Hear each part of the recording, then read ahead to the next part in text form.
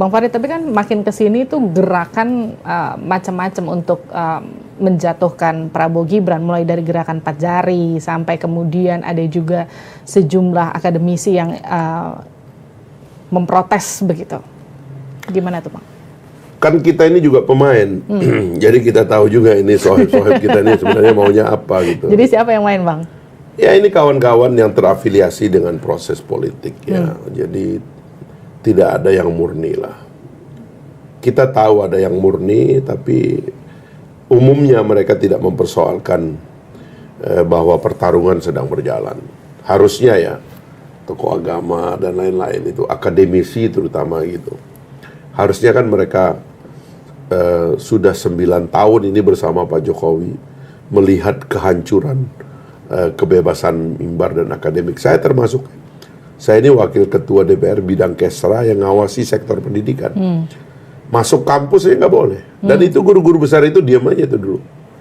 Kenapa dia diam ya? Karena mereka punya agenda bersama Pak Jokowi, atau ya merasa mereka didapat mandat dari Pak Jokowi untuk melakukan penertiban di kampus.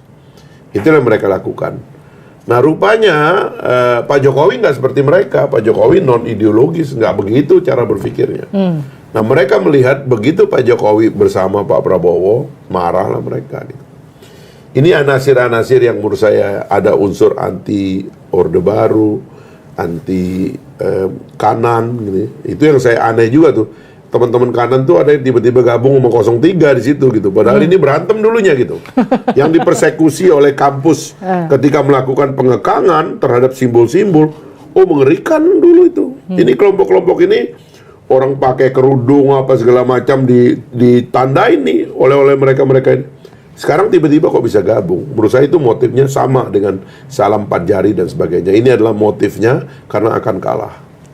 Asal bukan Gibran tuh Bang, gimana tuh Bang? Asal bukan Prabowo Gibran lah. Itu yang mereka takutkan. Gitu. Dan itu nggak jadi satu kekhawatiran bagi 02? Ini kan gini, mahasiswa sekarang cara berpikirnya beda.